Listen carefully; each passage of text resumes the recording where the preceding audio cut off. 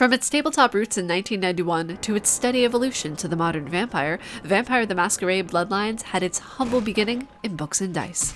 Through several community patches and a story that has held up through the decades, Vampire the Masquerade Bloodlines is a cult classic that has been revamped for the modern child of the night. Hi, I'm Ariel Dannon with the Guides team, and here we are, 20 years later, with 7 of the biggest changes from Vampire the Masquerade Bloodlines to Vampire the Masquerade Bloodlines 2. Aren't you interesting?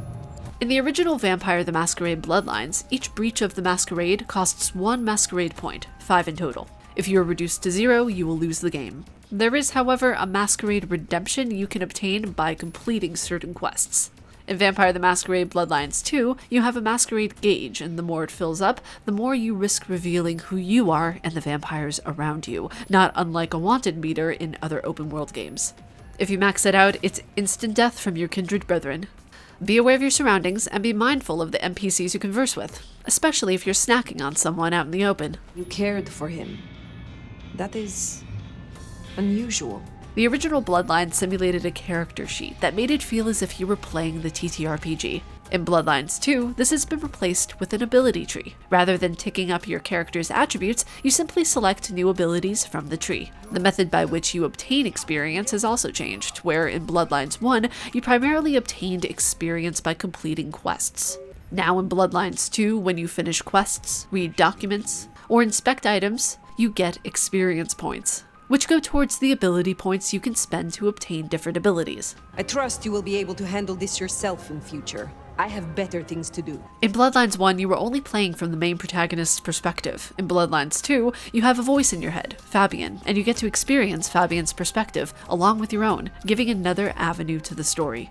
Not only do you get to experience a different timeline and a sultry voice in your noggin, but you also get to experience other types of vampiric powers revolving around deduction and conversation rather than combat.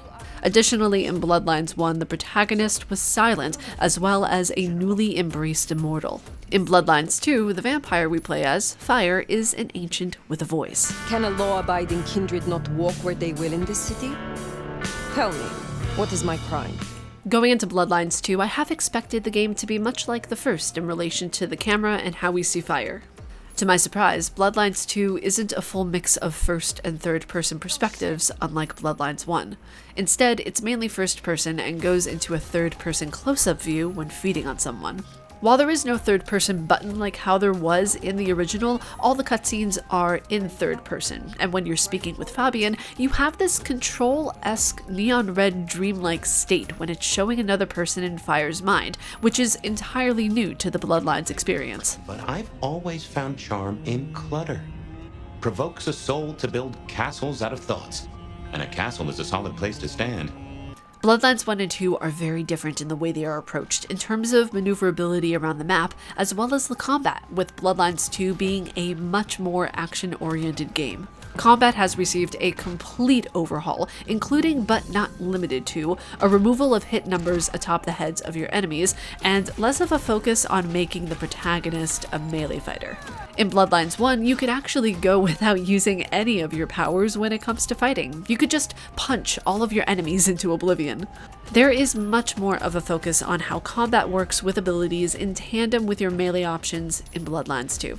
The Nomad, being an ancient vampire, has a much greater arsenal of movement abilities at their disposal, including climbing, double jumps, gliding, and a vampiric sprint that lets you move extremely fast. This mark on the back of Fire's hand is a big change from the original, and it not only adds another narrative component, but it also limits you in how far you can go on the map.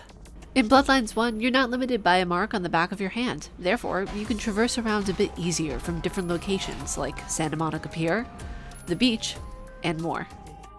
On the flip side, you didn't have all the things in Bloodlines 1 that are available to you in Bloodlines 2.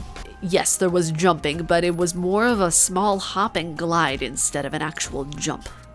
In the parking garage, stairs down to the beach, on the right. Those better not be some of my last words. The story in Bloodlines 1 had a lot of meat to it in terms of how much you can do and the abundance of side quests available. While there are side quests available in Bloodlines 2, they are very quick and to the point. These side stories unlock in small batches and usually involve visits to the clan contacts across Seattle. Nico has you assassinating rude customers, Miss Thorne has you delivering packages, and Onda usually wants you to fight particular groups of enemies. These smaller tasks make up the bulk of the side content. Sometimes I feed on them, but mostly I enjoy their charming knickknacks. Picking your clan or your class is one of the most important things in both the first Bloodlines and now the second. There have been some serious changes though in the class system and how particular classes have been approached. In Bloodlines 1, you had the following classes: Clan Bruja, Clan Toreador, Clan Tremere, Clan Ventru, Clan Gangrel, Clan Malkavian, and Clan Nosferatu. They shall be instructed in the ways of our kind, and be granted the same rights.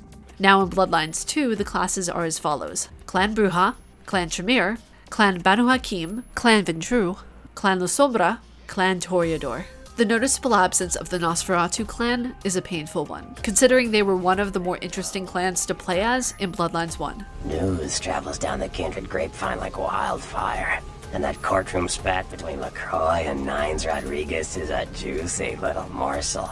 The Malkavian is also missing, which means no playthrough where all the dialogue options are completely insane, but Fabian is of Clan Malkavian, so you still get some of that flavor. If you're stuck on what class to pick, check out our guide on deciding what class is best for you. And those are our 7 biggest changes in Vampire the Masquerade Bloodlines 2. For more, be sure to sink your teeth into some of our other guides. For everything Vampire the Masquerade, keep it here at IGN.